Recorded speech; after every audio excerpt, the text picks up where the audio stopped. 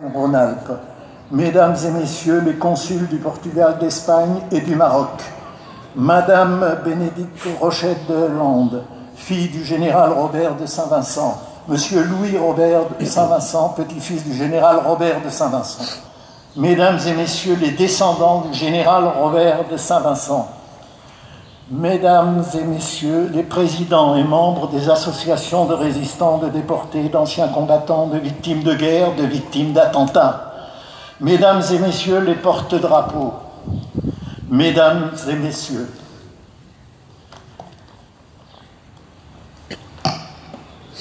si la rafle du Veldiv a représenté le paroxysme des mesures d'arrestation des familles juives, il n'eut en fait, de juillet à octobre 1942, qu'une seule rafle ininterrompue à travers tout le territoire français, en zone libre comme en zone occupée. Certes, dans chacun de ces espaces, les rafles eurent lieu à des dates différentes, mais dans une continuité certaine, assurée par la volonté du gouvernement de l'État français de Vichy de s'associer à la volonté du Troisième Reich dans sa politique génocidaire. En 1941, la police française n'arrête encore que les hommes dans la capitale. En 1942, elle opère l'arrestation de milliers de femmes, d'enfants en bas âge et de vieillards, ce qui ne peut laisser de doute sur l'issue de la déportation aux dirigeants de la France de Vichy, qui, par leur administration préfectorale et leurs forces de police, organisent, déclenchent et assument successivement des opérations gigantesques dans Paris et sa banlieue, dans toutes les communes de la province de la zone occupée et dans toutes celles de la zone libre. Au total, en 3 mois de rafles ininterrompues, un bilan de 40 000 arrestations et déportations. Ce rythme forcené et criminel aurait pu se poursuivre si l'ensemble de la population française et si les dirigeants des églises catholiques et protestantes n'avaient exprimé leur hostilité à ces mesures anti-juives qui trahissaient les traditions chevaleresques de la France.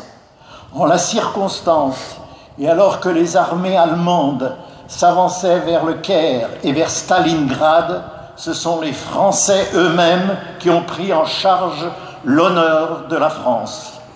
Ils ont obtenu par leur protestation publique le freinage de la coopération policière française avec la Gestapo et ils ont multiplié les gestes de solidarité en faveur des Juifs persécutés et en particulier des enfants pourchassés.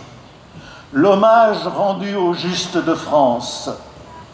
va bien au-delà des quelques milliers qui ont obtenu ce titre. Sans cette réaction populaire et générale, inspirée par la charité chrétienne et par les valeurs républicaines, 3/4 des Juifs de France auraient pu périr, et non, comme ce fut le cas, 1/4 d'entre eux, ce qui représente le bilan le moins lourd de toutes les communautés juives en Europe. Oui, il y a 75 ans, s'affrontaient 2 Frances antagonistes. D'un côté, la France soumise, celle de Montoire, des collabos et du Veldiv. De l'autre côté, celle de la France rebelle, celle de Bir Hakeim, de Jean Moulin et des Justes. Ces 2 Frances restent à jamais irréconciliables, mais les actes commis au nom de l'une et de l'autre impliquent la France.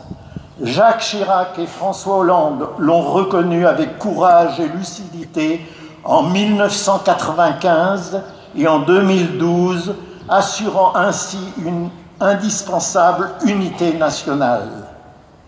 Ce jour-là, la France accomplissait l'irréparable, et ce crime fut commis en France par la France, se sont exclamés les 2 présidents de la République dans leurs discours respectifs au Veldiv. Jusqu'à là, les orphelins des déportés juifs était confronté au mythe d'une seule France et au déni de la vérité historique. Ce sont ces paroles qui les ont enfin réconciliés avec la France. Le sauvetage de tous les enfants juifs raflés dans la région préfectorale de Lyon et rassemblés au camp de Vénissieux fin août 1942 représente l'exemple le plus significatif de ce refus des Français d'être confondus avec l'action anti-juive du gouvernement de Pétain et de Laval.